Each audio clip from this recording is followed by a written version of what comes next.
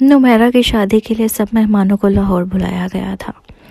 اشنا بیگم چاہتی تھی کہ ہمین کی موجودگی میں ہی شادی کریں، ورنہ اسے چھٹی ملنا مشکل تھا۔ گھر کھچا کھچ بڑا ہوا تھا، حیا کی فیملی بھی پہنچ چکی تھی۔ خالہ کے گھر سب آتے ہی بستر پر پڑ گئے، کیونکہ سردی کا موسم تھا، اس لیے سب ایک ہی لفاف میں ایک دوسرے پر چڑھے سو رہے تھے۔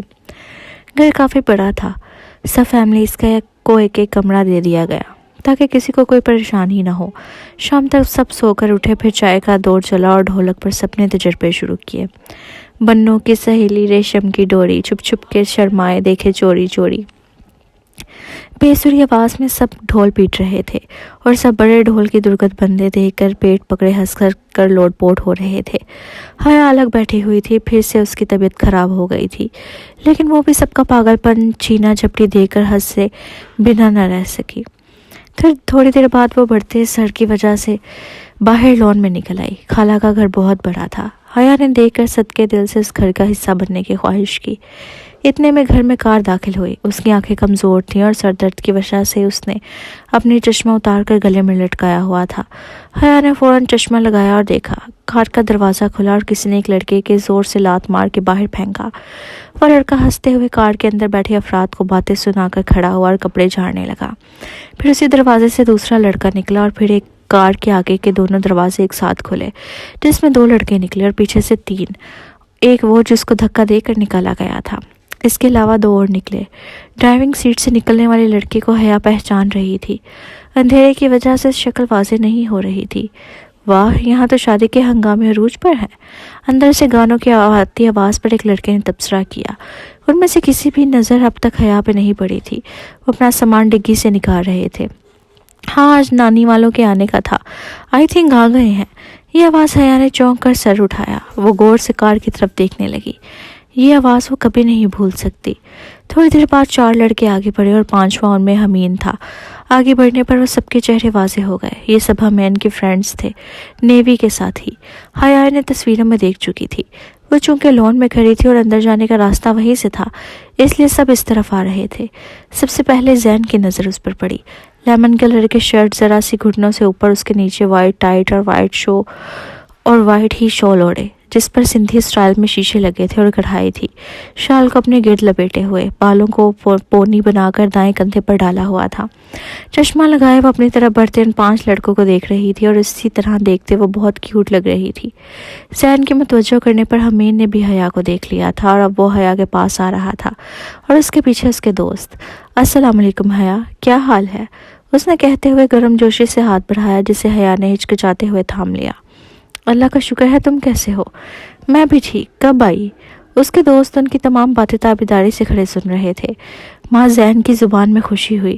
آپ شادی میں آئی ہیں؟ واہ، کیا سوال تھا۔ جی، حیا نے سنجیدگی سے جواب دیا۔ یہاں باہر کیوں کھڑی ہو؟ ہمین نے دوبارہ پوچھا۔ میری طبیعت ٹھیک نہیں تھی، اس لیے باہر آ گئی۔ دوائی لی؟ اس نے لاپرواہی ظاہر کی، حالانکہ وہ تھوڑا فکر مند ہو گیا تھا۔ پتہ نہیں کیوں۔ حیا کو اب بھی ہمین کی وہ آخری کال یاد تھی، جس کی وجہ سے وہ تھوڑی سی سرد مہر ہو جاتی تھی، لیکن وہ کہتے ہیں نا کہ محبوب کی 1000 غلطیاں بھی معاف کر دی جاتی ہیں۔ حیا کو اندازہ تھا کہ ہمین کو غلط فہمی ہوئی ہے، لیکن ابھی اس بارے میں کھل کر بات نہیں ہو پائی تھی اور نہ ہی ہمین نے کوئی بات کی۔ وہ بہت پشیمان تھا، لیکن اپنی غلطی کیسے مانتا؟ یہی وجہ تھی کہ وہ دونوں نارمل بیہیو کر رہے تھے۔ ہاں، خالہ نے دی ہے، تم اندر جاؤ، آرام کرو۔ اس کے کہنے پر ہمین نے اندر کی طرف قدم بڑھائے، اس بات پر دھیان دیے بغیر کہ اس کا ایک دوست بہت غور سے حیا کی طرف متوجہ تھا، اور اندر جاتے ہوئے بھی اس نے مڑ کر حیا کو دیکھا تھا۔ یہ ہمین کا دوست علی تھا۔ گھر میں ڈانس پریکٹس چل رہی تھی، ساری لڑکیاں الگ کر رہی تھی، جبکہ وہیں سب کے ٹلو ملو بچے اپنے چھوٹے چھوٹے ڈھمکل مار رہے تھے۔ حیا کو نہ ڈانس کرنا تھا اور نہ اس نے پریکٹس میں حصہ لیا، اس لیے وہ کچن میں ساری خالاؤں اور باجیوں کے ساتھ مل کر کام کروا رہی تھی۔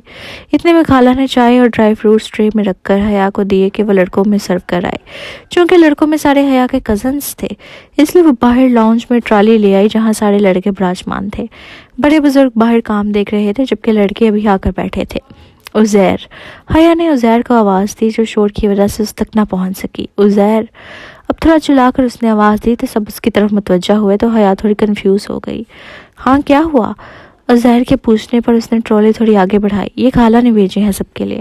اس کے بتانے پر عزیر سب کو کب پاس کرنے لگا۔ حمین حیا کو ٹیڑھی نظروں سے دیکھ رہا تھا۔ اس نے وہی کل والے کپڑے پہنے ہوئے تھے، مگر اب بالوں کی اونچی پونی بنائی ہوئی تھی۔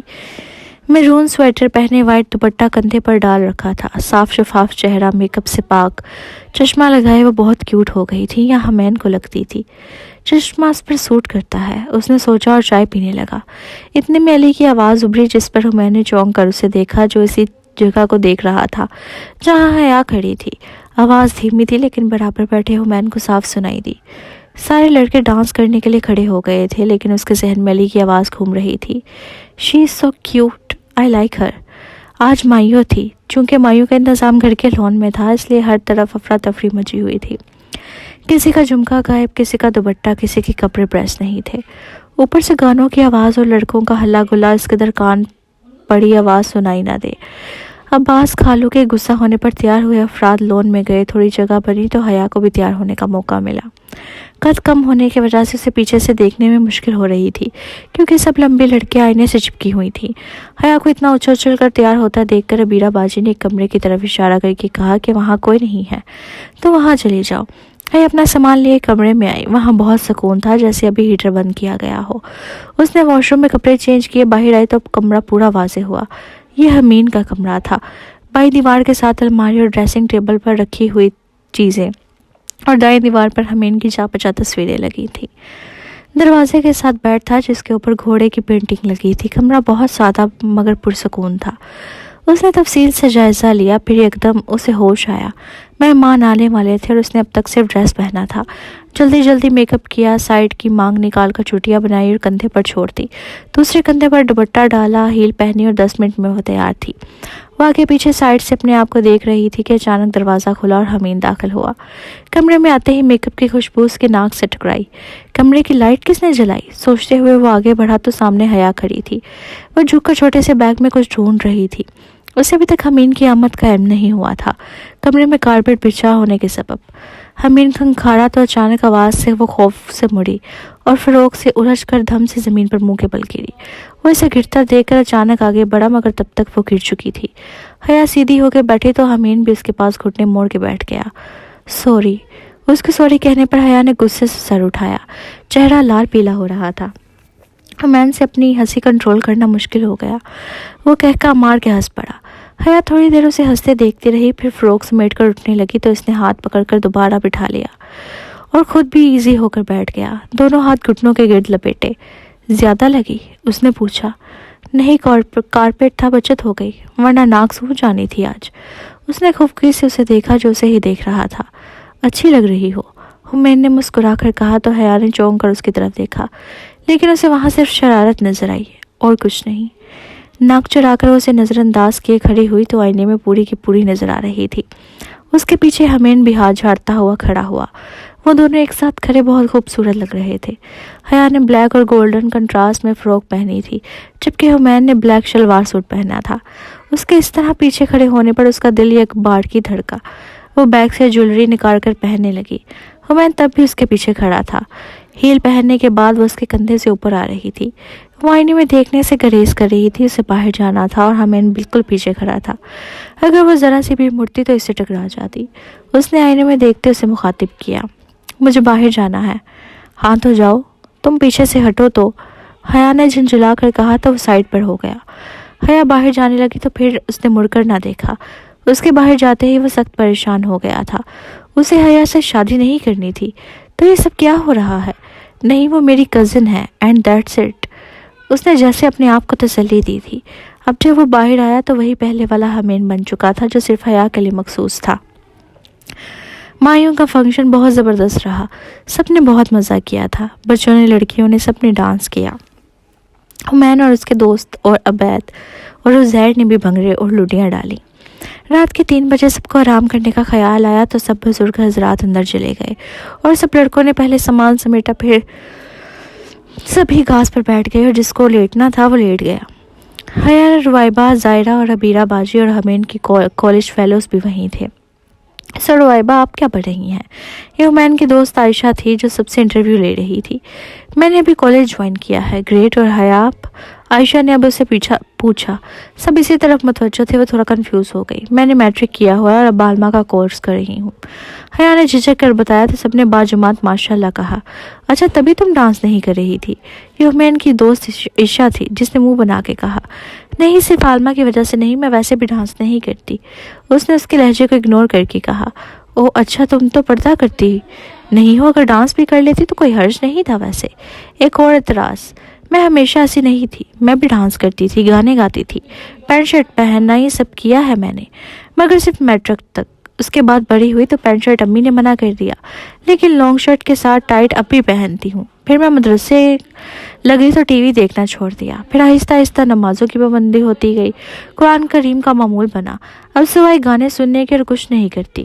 لوگوں کو اس پر بھی اعتراض ہوگا کہ گانے سنتی ہے، ٹی وی چھوڑنے کا فائدہ، تو ظاہر ہے انسان آہستہ آہستہ ہی سب چھوڑتا ہے، یکدم سے نہیں۔ سب خاموشی سے حیا کو سن رہے تھے۔ اگر کسی انسان کو سگریٹ کی عادت ہو تو ڈاکٹر کہتے ہیں کہ جب آپ کا دل چاہے سگریٹ پینے کا تو آپ چیونگ گم کھاؤ، پھر جب عادت ختم ہو جائے تو ٹافی کھاؤ، کیونکہ چیونگ گم بھی نقصان دہ ہے۔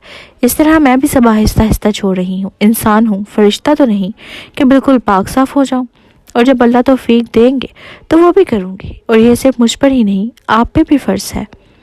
اس نے گہرا سانس لیا، تلخ مسکراہٹ اس کے لبوں پہ تھی۔ ہمارے معاشرے میں اب دین کی تعلیم کو بہت سمجھا جاتا ہے۔ لوگ سنتے ہیں کہ بھائی 6 سال کا کورس ہے تو گھبرا جاتے ہیں، اگر پڑھانے بھیج دیا تو شادی کب ہوگی، اور اگر ڈاکٹر بنائے تو فخر محسوس کرتے ہیں، جبکہ دونوں تعلیم کا دورانیہ ایک طرح کا ہے۔ حمین کو نیوی میں اتنی مشقت دی جاتی ہے، نماز کی پابندی کروائی جاتی ہے، لیکن ماں باپ تب بھی فخر کرتے ہیں۔ اور شاید آپ سب کو معلوم نہ ہو، یہ جہاد ہے، اور یہ بھی دین کا راستہ ہے جس کے لیے اللہ اپنے خاص بندوں کو چنتا ہے۔ افسردگی سے کہہ کر وہ شال لپیٹے اندر چلی گئی، اور پیچھے سب اس کی کئی باتوں پر غور کر رہے تھے۔ اگلا دن صرف مصروف گزرا تھا۔ سب اپنی مہندی شادی ولیمہ کے کپڑے پریس کر رہے تھے۔ گھر میں مہندی لگانے کے لیے لڑکیاں آئی ہوئی تھیں، جس کو آتی تھی وہ خود لگا رہا تھا اور باقی لگوا رہے تھے۔ بڑے کمرے میں عبید اور واسق گانے ایسے چلا رہے تھے جیسے ان کے مقابلے کے لیے ڈی جے آیا ہے، اور لڑکیاں گانے انجوائے کرتے ہوئے اپنے کام نپٹا رہی تھیں۔ 2 گھنٹے کے صبر آزما انتظار کے بعد حیا کا نمبر آیا۔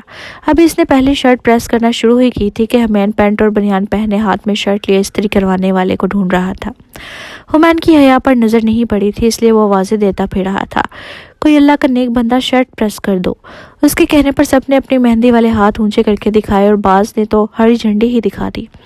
عزیر نے بس اتنا کہا کہ سب سے زیادہ نیک بندی وہاں کھڑی ہے، اس سے کرا لے۔ اس کے بتانے پر وہ کمرے کے سائڈ والے حصے کی طرف آیا جہاں حیا کپڑوں کا ڈھیر لیے کھڑی تھی۔ اتنے کپڑے دے کر اس کی ہمت نہیں ہوئی کہ اپنی اضافی شرٹ بھی دیتا۔ وہ مڑنے لگا تو حیا کی آواز نے روک لیا۔ لاؤ میں کر دیتی ہوں۔ یقیناً وہ باہر کی باتیں سن چکی تھی۔ اس نے ہاتھ بڑھایا تو حمید نے شرٹ پکڑا دی۔ ایکچولی مجھے دیر ہو رہی تھی اس لیے کروا رہا ہوں، ورنہ کسی بٹمین سے کرا لیتا۔ اس نے بلا وجہ وضاحت دی جس کی ضرورت نہیں تھی۔ حیا کو ویسے بھی حمید کے کام کرنا اچھا لگتا تھا۔ اس نے جلدی سے پریس کر کے دے دی، جسے پہن کر وہ بنا بات کیے چلا گیا۔ حیا سے وہ بات بھی کب کرتا تھا۔ سر جھٹک کر وہ اپنے کام کی طرف متوجہ ہوئی۔ رات تقریباً 10 بجے سب پھر سے ڈھولک لے کر بیٹھ چکے تھے۔ ہر طرف مہندی کی خوشبو رچی تھی۔ سب کھانا کھا چکے تھے، جس کے بعد دوبارہ سب کی چارجنگ فل تھی۔ گھر میں اتنا شور تھا مگر کوئی کسی سے بیزار نہ تھا۔ حیا کمرے میں عشاء کی نماز پڑھ رہی تھی۔ نماز کے بعد اس نے دعا کے لیے ہاتھ اٹھائے تو اچانک اس کے ذہن میں خواب گھوم گیا جو اس نے آج صبح دیکھا تھا۔ وہ اسی طرح جو نماز پر بیٹھی دعا کے لیے ہاتھ اٹھائے دعا مانگ رہی ہے۔ اللہ، یہ جو میرے سامنے بیٹھا ہے اسے میرے نصیب میں لکھ دے، آمین کہہ کر اس نے ہاتھ چہرے پر پھیرے اور آنکھیں کھولیں تو سامنے حمین بیٹھا ہے جو مسکرا کر اسے دیکھ رہا ہے۔ حیا، روائبہ کی آواز پر وہ اپنے خیال سے چونکی، جلدی سے آنسو صاف کیے جو بے اختیار آنکھوں سے نکلے تھے۔ حیا، نماز پڑھ لی تو نے؟ روائبہ نے دوبارہ پوچھا۔ ہاں بس آئی، تم جاؤ۔ حیا جواب دے کر جائے نماز لپیٹنے لگی۔ دوپٹہ سر سے اتار کر مخصوص انداز میں کندھے پر ڈالا، بال ٹھیک کیے اور باہر آ گئی۔ باہر سب اشنا خالہ کے گر جمع ہوئے تھے، وہ انہیں کچھ دکھا رہی تھی۔ حمین وہیں صوفے کے پاس زمین پر بیٹھا موبائل چلا رہا تھا۔ وہ حیا کو دیکھ چکا تھا مگر اسی طرح ٹس بیٹھا تھا۔ کیا دیکھ رہے ہیں؟ مجھے بھی دکھائیں۔ سب کی تعریفیں سن کر اسے تجسس ہوا کہ کیا دیکھ رہے ہیں سب۔ ماشاءاللہ بہت پیاری ہے، کون ہے؟ اس نے دیکھ کر سوال کیا، وہ لڑکی واقعی بہت پیاری تھی، یہ حمین کے لیے پسند کی ہے۔ اشنا خالہ کے بتانے پر حمین نے بے اختیار حیا کو دیکھا جو موبائل ہاتھ میں لیے حیرانی سے خالہ کو دیکھ رہی تھی۔ تھوڑی دیر پہلے والی مسکراہٹ غائب ہو چکی تھی۔ اس نے دوبارہ موبائل میں چمکتی اس لڑکی کو دیکھا اور خاموشی سے موبائل انہیں واپس کر دیا۔ حمین مسلسل اس کے تاثرات نوٹ کر رہا تھا۔ اس کے دیکھتے ہی دیکھتے وہ صوفے سے اٹھی، کسی نے اس پر توجہ نہیں دی سوائے حمین کے۔ وہ باہر لون میں آ گئی اور تھوڑی دیر بعد لون سے غائب ہو گئی۔ باہر آ کر وہ لون کے پچھلے سائڈ پر آ گئی۔ گھر پہاڑ پر بنا تھا مگر نیچے کا حصہ یہاں سے نظر آتا تھا۔ وہ تھوڑی دیر خاموش کھڑی رہی، پھر اس نے سر اٹھا کر آسمان کی طرف دیکھا۔ ستاروں سے بھرا آسمان بہت خوبصورت لگ رہا تھا۔ اس کی آنکھوں سے آنسو بہنے لگے جسے اس نے بے دردی سے صاف کیا، پھر دوبارہ آسمان کی طرف دیکھنے لگی۔ حمین نے جب حیا کو باہر جاتے دیکھا تو کچھ دیر بعد وہ بھی اٹھ کر اپنے کمرے میں آیا اور کھڑکی کے پاس آ کر کھڑا ہو گیا۔ اس نے جان بوجھ کر کمرے کی لائٹ آن نہیں کی تھی۔ وہ جانتا تھا حیا اس طرف ہی آئے گی اور حمین کے کمرے کی کھڑکی سے لون کا پچھلا حصہ نظر آتا تھا۔ اس نے دیکھا حیا نے پہلے اپنے ہاتھوں سے چہرہ صاف کیا، پھر آسمان کی طرف دیکھنے لگی۔ وہ اب کچھ بڑبڑا رہی تھی جیسے کسی سے باتیں کر رہی ہو۔ اس نے چمبے سے حیا کی اس حرکت کو دیکھا، وہاں کوئی نہیں کھڑا تھا تو یہ کس سے باتیں کر رہی تھی۔ اس نے آہستہ سے تھوڑی سی کھڑکی کھولی ایسے کہ آواز پیدا نہ ہو اور حیا کو پتہ نہ چلے۔ اب ہلکی ہلکی حیا کی آواز آ رہی تھی۔ آپ کو پتہ ہے آج کیا ہوا؟ اشنا خالہ حمین کے لیے لڑکی پسند کر رہی ہیں۔ ہاں مگر وہ بہت پیاری ہے۔ وہ رو رہی تھی مگر اسے پرواہ نہیں تھی۔ میری پیاری نہیں ہوں۔ ہاں ہے۔ ہاں میں پریشان نہیں ہوں، وہ آنسو صاف کرتے ہوئے کہہ رہی تھی۔ ہاں میں نہیں رہوں گی۔ اب وہ مسکرا رہی تھی۔ ایک لمحے کے لیے حمید کا دل کانپا، کہیں اس پر جن اللہ نہ کرے۔ حمید کو سوچ کر جھرجھری آئی۔ ہے اب کہہ رہی تھی، اللہ آپ کے لیے کچھ بھی ناممکن نہیں ہے، مجھے پتہ ہے، پلیز اب جلدی سے حمید کے دل میں محبت ڈال دیں پلیز۔ اس کی آواز کانپ رہی تھی، آنسو ضبط کرنے کی کوشش میں، اور حمید کو لگا جیسے وقت ٹھہر گیا ہو۔ وہ کس سے باتیں کر رہی تھی اسے سمجھنے میں دیر نہیں لگی۔ وہ کب مانے گا؟ حیا پوچھ رہی تھی، پھر مسکرانے لگی اور وہیں گھاس پر بیٹھ گئی۔ اب وہ پرسکون دکھائی دے رہی تھی۔ 10 منٹ اسی طرح بیٹھی رہی جیسے کچھ سوچ رہی ہو یا بہت تھک کر بیٹھی ہو، پھر وہ اٹھ کر اندر چلی گئی اور حمید وہیں کھڑا اسے جاتے دیکھتا رہا۔ وہ بالکل چپ کھڑا تھا اور آج اسے اپنے دل میں ابھرتے حیا کے لیے جس بات کی سمجھ آ رہی تھی، وہ کسی سے شکوہ نہیں کرتی تھی، وہ اللہ سے بات شیئر کرتی تھی۔ اس نے اللہ سے حمید کو مانگا تھا تو ایسے کیسے ہو سکتا تھا کہ اللہ اسے نہ دیتا۔ آدھے گھنٹے بعد وہ اپنے کمرے سے نکلا، باہر وہی ماحول تھا، شور شرابہ، ہلا گلا، سب کزن غائب تھے۔ وہ بڑے کمرے میں آیا تو وہاں سب جمع تھے، حمید کے دوست بھی نہیں تھے۔ حمید نے پورے کمرے میں نظر دوڑائی تو حیا کو دیکھا جو وہیں سب کے درمیان مہندی لگوانے کے بعد ناخنوں پر الگ لگا رہی تھی۔ اس سب کے ساتھ ہنستی ہوئی وہ تھوڑی دیر پہلے والی الجھی حیا سے بہت مختلف لگ رہی تھی۔ حیا کی نظروں کی تپش کا احساس ہوا تو اس نے ادھر دیکھا، پھر دروازے کی طرف دیکھا جہاں حمید کھڑا تھا اور اسے ہی دیکھ رہا تھا۔ اس نے اشارے سے پوچھا، کیا ہوا؟ جسے حمید نے جان بوجھ کر نظر انداز کیا۔ وہ نہیں چاہتا تھا کہ کسی کو اس کے دل کا حال معلوم ہو۔ شاید اس کی انا تھی کہ وہ خود سے بھی اعتراف کرتے ہوئے کترا رہا تھا کہ وہ اس لڑکی کو چاہنے لگا ہے جسے وہ ریجیکٹ کر چکا تھا۔ اسے ان فیلنگ سے الجھن ہو رہی تھی۔ اس نے علی، زین اور یاور کو اشارہ کیا اور ان کے باہر آتے ہی کار لے کر چلا گیا۔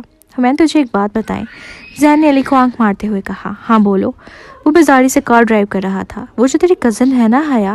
زین کی اس بات پر حمید کے کان کھڑے ہوئے۔ ہاں تو کیا ہوا اسے؟ اس کو کچھ کھٹک رہا تھا، اسے لگ رہا تھا کچھ بہت برا ہونے والا ہے۔ علی کی امی نے حیا کی امی سے بات کی ہے اور اس کے امی ابو نے رضامندی بھی دے دی ہے، لیکن وہ کہہ رہی تھی کہ پہلے حیا سے پوچھیں گے پھر کوئی جواب دیں گے، لیکن مجھے ان کے ارادے سے لگ رہا ہے کہ وہ لوگ بہت خوش ہیں۔ زین کے اطلاع دینے پر اس نے بر وقت بریک لگائے، ورنہ کار سامنے سے آتے ٹرک سے ٹکرا جاتی۔ حمید آرام سے یار، کیا ہو گیا ہے؟ مروائے گا کیا؟ حمید غصے سے بھری آنکھوں سے علی کو دیکھا۔ تم نے مجھے کیوں نہیں بتایا؟ کیا بتاتا؟ کیا مجھے حیا سے شادی کرنے کے لیے تمہاری اجازت کی ضرورت ہے؟ اس کی بات پر حمید کا دل کیا کہ اسے گولی سے اڑا دے۔ اس نے جلدی سے کار گھر کی طرف لے جانے کے لیے موڑی۔ اب اسے حیا کی فکر ہو رہی تھی، اگر خیالہ نے اسے بات کر لی تو اس کی کیا حالت ہوگی، اس کا اندازہ حمید کو ہو رہا تھا۔ اس کا دل بے حد گھبرا رہا تھا اور وہ تینوں الجھن سے حمید کو دیکھ رہے تھے۔ گھر پہنچ کر وہ بھاگتا ہوا لاؤنج میں آیا اور ایک سکون کا سانس بھرا۔ حیا صوفے پر آلتی مالتی مارے اخبار ہاتھ میں لیے بیٹھی تھی۔ وہ تھک کر اس کے سامنے والے صوفے پر بیٹھ گیا۔ اس نے نظر اٹھا کر حمید کو دیکھا جو انگلیوں سے اپنا سر دبا رہا تھا۔ ہیپی برتھ ڈے حمید۔ उसने चौंक कर हया को देखा। तुम्हें याद था? उसके पूछने पर हया ने कंधे उचका दिए। हया आपी, आपको अम्मी बुला रही हैं। रुबाब के कहने पर वो कमरे में चली गई। जी अम्मी, आपने बुलाया था? उसने बेड पर बैठे हुए कहा। अब्बू भी साथ ही बैठे थे।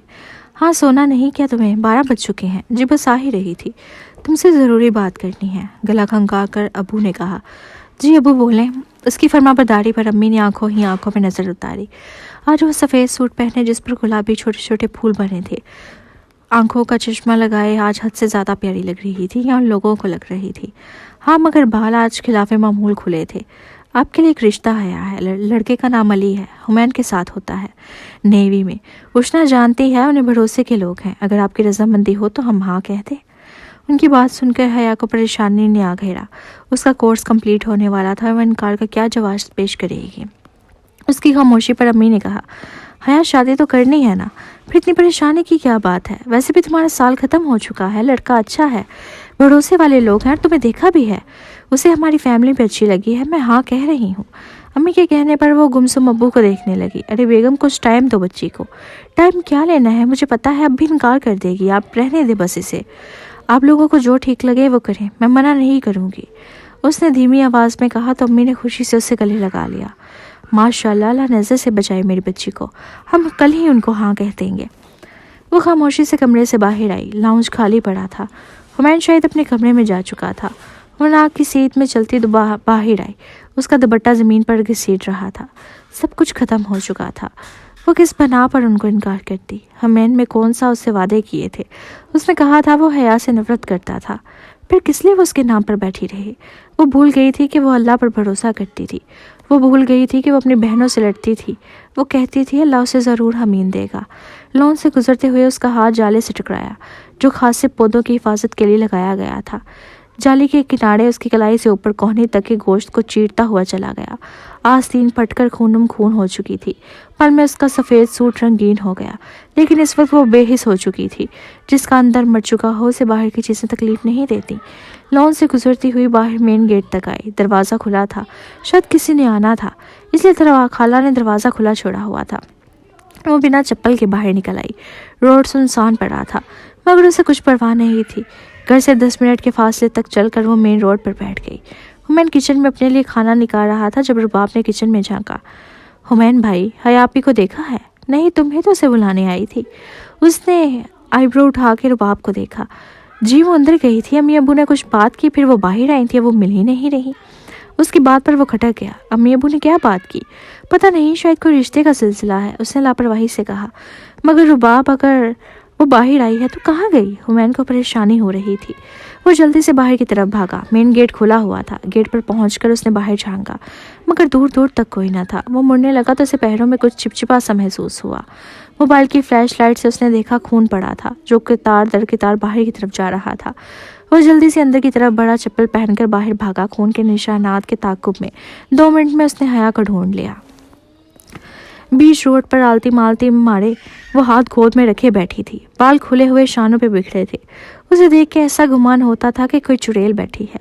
आसपास मुसलसल फायरिंग की आवाज़ें आ रही थी जो करीब आती जा रही थी। हुमैन जल्दी से उसकी तरफ बढ़ा, उसके सामने जाकर बैठ गया। हया, यहाँ क्या कर रही हो? दिमाग ठीक है तुम्हारा? उसकी आवाज़ पर हया ने सर उठाया। चेहरा तकलीफ की शिद्दत से जर्द पड़ रहा था। हाथों से हाथ से अब भी खून बह रहा था।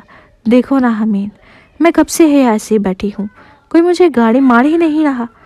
मैं मौत की ख्वाहिश थोड़ी ना कर रही हूँ, लेकिन ये तो मार सकते हैं, गलती से ही मारते। और हमीन का दिल चाहा उसे खुद में भेज ले। किस राह पर ले आया था उसे? खून में रंगे उसके कपड़े देखकर उसे खुद से नफरत महसूस हुई थी। फायरिंग की आवाज़ अब भी आ रही थी और इतने में 2 लड़के एक दूसरे का गिरेबान थामे लड़ते नजर आने लगे।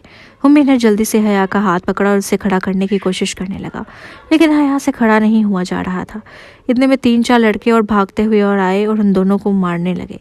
वो सारे मुसलसल हवाई फायरिंग कर रहे थे। हुमैन जल्द से जल्द यहाँ से निकलना चाह रहा था। उसने जल्दी से हया को गोद में उठाया। इतने लोगों में से एक लड़के ने फायरिंग की और गोली हया के पेट के बाईं साइड पर लगी। वो गोली हमीन को लगती, लेकिन हया को गोद में उठाने की वजह से उससे लगी गई और उसे लगा जैसे उसकी जान निकल गई हो। हया तकलीफ से कड़ा रही थी। वो बौखलाहट में मरने ही लगा था कि एक और गोली हया के उस बाजू में लगी जो जाली से टकराया था। गोली लगते ही हया बेहोश हो गई। खून उसकी ब्लू शर्ट को रंगीन कर रहा था और वो अंधाधुंध हया को घर की तरफ लेकर भागा।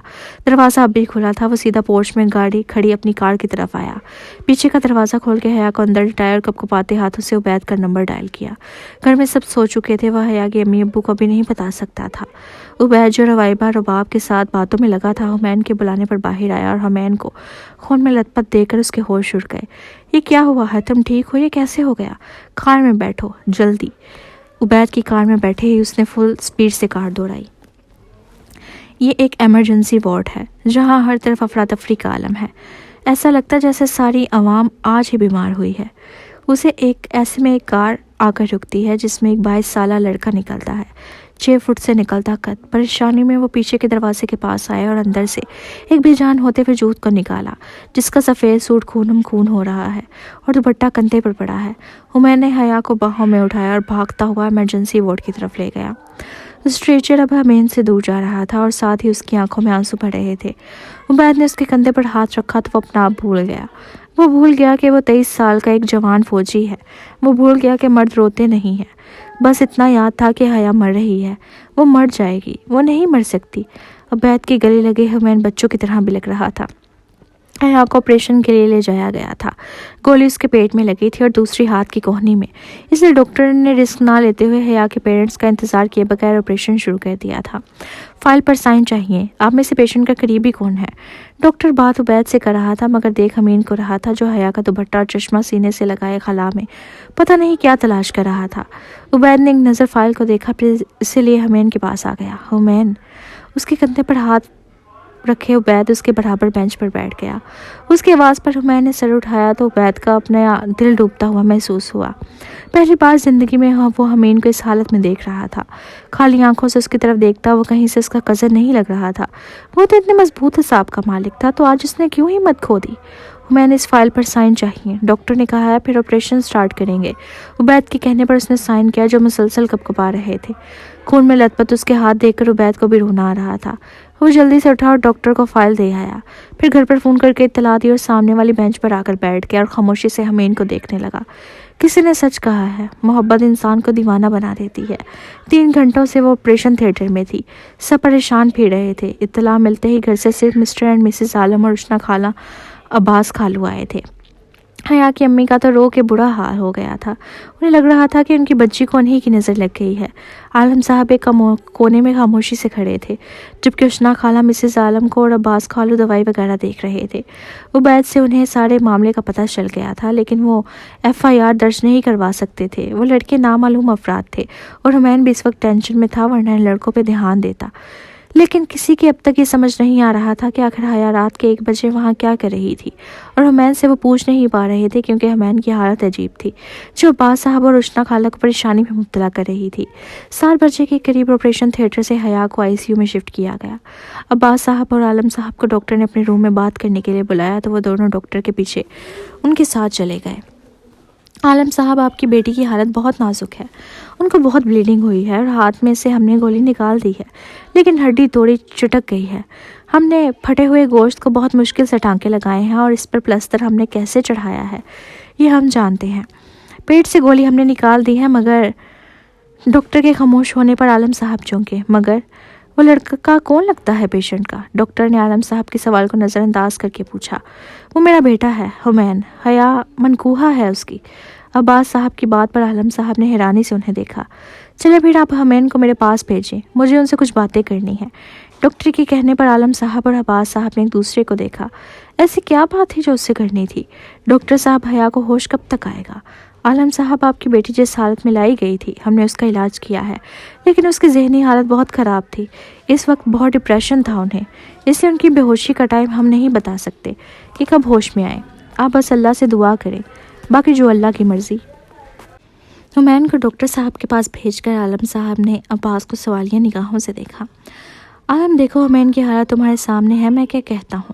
ڈاکٹر کو کہ صرف کزنس ہیں تو ڈاکٹر بھی مشکوک ہو جاتا، اور ہم دونوں کوئی بچے نہیں ہیں کہ اپنے بچوں کی حالت نہ سمجھ سکیں۔ بس دعا کرو حیا کو ہوش آ جائے، خیر سے شادی نپٹے تو میں حمین سے بات کرتا ہوں۔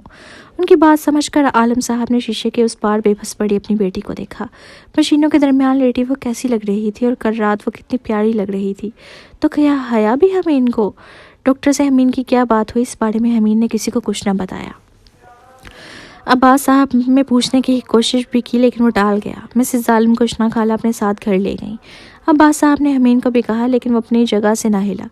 2 دن گزر چکے تھے اور آج تیسرا دن تھا کہ حیا کو ہوش نہ آیا تھا۔ شادی سر پر تھی لیکن سب بہت پریشان تھے۔ اشنا خالہ نے گھر میں قرآن خوانی بھی رکھوائی اور خاص دعا بھی کروا لی تھی۔ وہ شیشے سے سر ٹکائے کھڑا حیا کو دیکھ رہا تھا، وہ رو نہیں رہا تھا لیکن ایک چپ سی لگ گئی تھی اسے۔ 3 دن سے اس نے کپڑے تک نہیں بدلے تھے۔ کچھ دیر وہیں کھڑا رہا، پھر مسجد میں آ گیا جو اسپتال کے ایک کونے میں بنی تھی۔ اس نے وضو کیا اور ظہر کی نماز پڑھی۔ نماز پڑھ کے دعا کے لیے ہاتھ اٹھائے وہ خاموش بیٹھا تھا، اس کا ذہن بالکل خالی ہو گیا تھا۔ بس ایک آواز تھی جو ہر طرف گونج رہی تھی، فائنی مال اسری اسرا، بے شک مشکل کے ساتھ آسانی ہے۔ مسجد میں بیٹھا کوئی شخص اسی آیت کا بار بار تلاوت کر رہا تھا۔ میں نے بے اختیار دونوں ہاتھ بے بسی سے گود میں گرا دیے۔ وہ خاموشی سے الفاظوں کو سن رہا تھا۔ کچھ دیر بعد اس نے دوبارہ دعا کے لیے ہاتھ اٹھائے۔ یا اللہ، مجھے نہیں پتا میں اسے محبت کرتا ہوں یا نہیں، بس اتنا پتا ہے کہ اگر اسے کچھ ہوا تو میں زندہ نہیں رہ پاؤں گا۔ اللہ آپ اس سے ناراض ہے نا؟ اس نے آپ پر بھروسہ کیا تھا لیکن پھر ہمت ہار دی۔ اللہ میں بتا رہا ہوں نا، وہ خودکشی نہیں کر رہی تھی۔ پلیز ہمیں معاف کر دیں، پلیز مان جائیں نا، اسے زندہ رکھنا۔ میں نے آج تک آپ سے کوئی خاص دعا نہیں کی لیکن آج آپ سے دعا کرتا ہوں، اسے میرا کر۔ اس کی دعا ادھوری رہ گئی تھی۔ نرس کی آواز نے اسے اللہ کی بارگاہ سے ہسپتال میں لا پٹکا تھا۔ سر، میں نے چونک کر سر اٹھایا۔ سر، نرس نے پھر آواز دی۔ جی؟ اس نے بے خیالی میں نرس کو دیکھا اور اٹھ کھڑا ہوا۔ سر، روم نمبر 190 کی پیشنٹ آپ کی ہیں؟ جی، کیوں، کیا ہوا؟ سر، انہیں ہوش آ گیا ہے لیکن وہ کچھ بات نہیں کر رہی، آپ کے علاوہ کوئی نہیں ہے یہاں، آپ مل لیں ان سے، ہو سکتا ہے وہ کچھ بات کریں۔ نرس کیا بول رہی تھی؟ یہ پاگل ہو گئی ہے، حیا ہوش میں آ گئی، ابھی تو میں اس کے لیے دعا کر رہا تھا۔ اللہ تعالیٰ نے کہ اتنی جلدی دعا قبول کر لی، اور جلدی سے مسجد سے نکلا۔ اس کی قدم ICU کی طرف بڑھے تھے۔ 5 منٹ کے راستے کو اس نے 1 منٹ میں طے کیا اور جھٹکے سے دروازہ کھولا اور اندر داخل ہو گیا۔ اس کا تنفس تیز چلنے کی وجہ سے تیز ہو گیا تھا مگر وہ ساکت کھڑا رہا۔ نرس ڈرپ چینج کر رہی تھی جبکہ ڈاکٹر اس کا جائزہ لیتے ہوئے نئی دوائیں لکھ رہا تھا، اور وہ پوری آنکھیں کھول کر ادھر ادھر دیکھ رہی تھی۔ اس کی نظر حمین پر نہیں پڑی تھی۔ ڈاکٹر پلٹا اور حمین کو دیکھ کر دواؤں کا پرچہ تھما کر بتانے لگا کہ کون سی دوائی کب دینی ہے۔ اس نے بے دھیانی سے سنا کہ اس کے ذہن حیا میں اٹکا تھا۔